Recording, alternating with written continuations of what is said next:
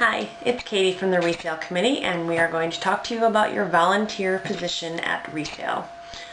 Before we get started, I just wanted to take this time to thank all of you for playing an intricate role in the success of our resale every single year.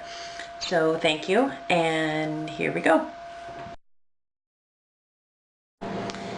If you are in the seller drop-off area, you are going to have a list of all of the sellers and the times that they are dropping off their items.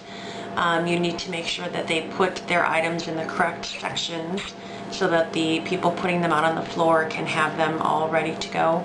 And you also must help to make sure that they wait for their bins if they have extra bins that they brought. To make sure that they take them and are there waiting for them when they're done being put out on the floor. If you are a floor worker for setup, it is very important that you are very precise in putting out all of the items, but at the same time very diligent. There will be a lot of people, that we have over 90 sellers coming in and dropping off all of their items. All of those items need to be put out on the floor and ready for the sale.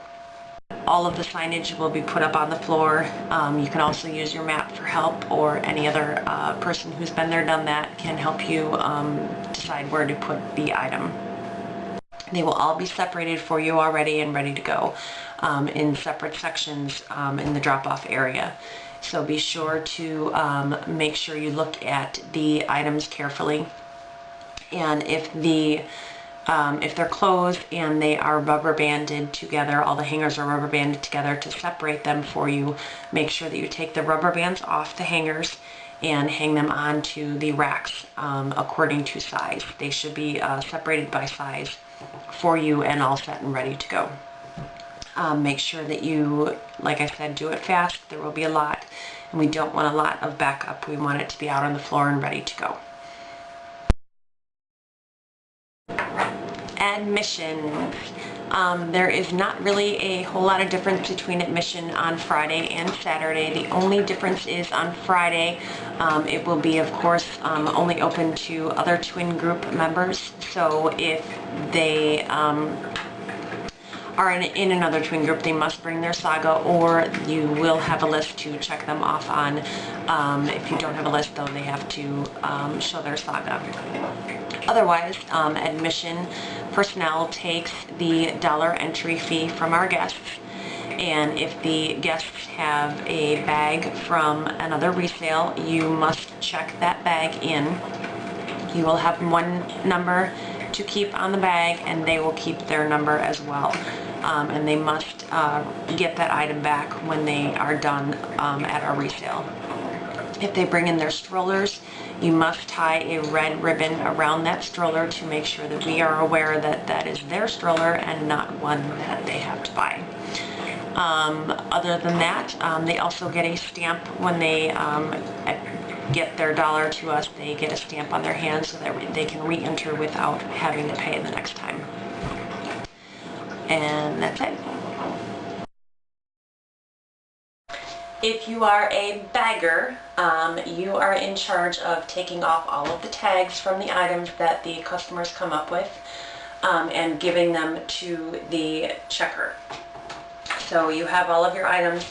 They can keep the hangers again, or they can get rid of them. You can ask them if they want them or not. You have your item with the tag. You then tear off that tag and put it in a pile for the checker.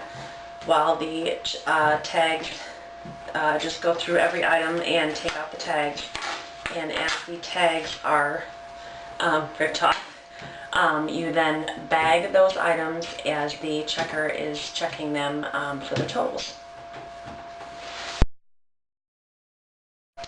If you are a checker, you are in charge of adding up all of the tags for a total for the customers.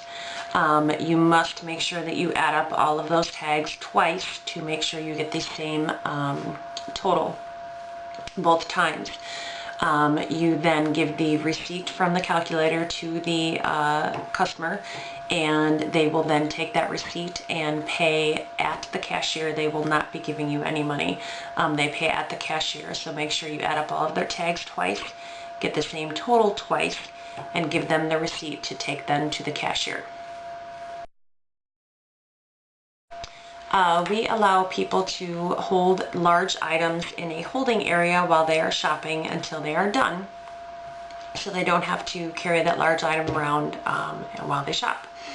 So when they come to you with a large item, you must give them a number and keep one number on that item or group of items for them to come back and when they're ready to check out.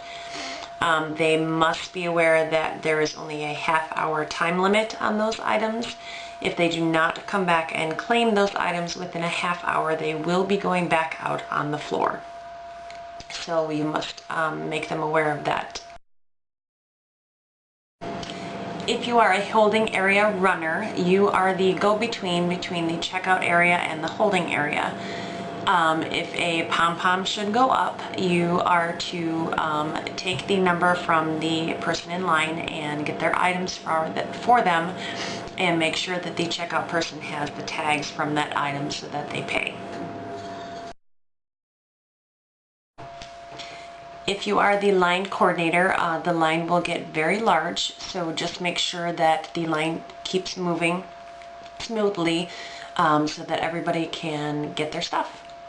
And if you are the line coordinator to help with the next in line, we have 12 checkout stations. So just look for the pom-pom. When the pom-pom goes up, you direct that customer to that checkout. If you are a floor worker, it is your job to go around the resale and make sure that all of the items are in the correct spot throughout the day.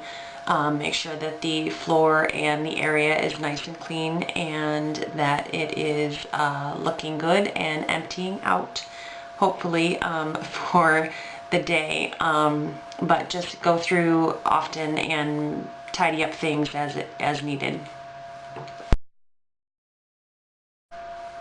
If you are a large item return person, unfortunately people put things in the large hold area and they don't pick them up. So the hold personnel will have a time limit of a half hour for that person, and if that person does not claim their items, you will be putting it back out on the floor for another person to have. Towards the end of the sale, around 12 o'clock or so, we are going to start sorting on the floor items on the racks and maybe the toys, if there's any left, by number, so that we can get them back into the bins of the sellers in a very quick manner once the sales floor closes at 1 o'clock. When our sale is done at 1 o'clock, it is time for takedown. All of the unsold items will be needing to be put back into the seller's bin that they have left. Each seller will have a teardown number spot specifically for them. All of their unsold items will be put by their seller number in their leftover bin for them to then pick up when they are ready to go. I just wanted to thank you again for all of your hard work. I hope I have gone through everything for you. If I have not, no worries. There are plenty of people there who have done this for years that can help you. There are maps available. Everything is listed for you. It's all ready to go. So no worries if I did not go through your specific job. There are plenty of people to help you.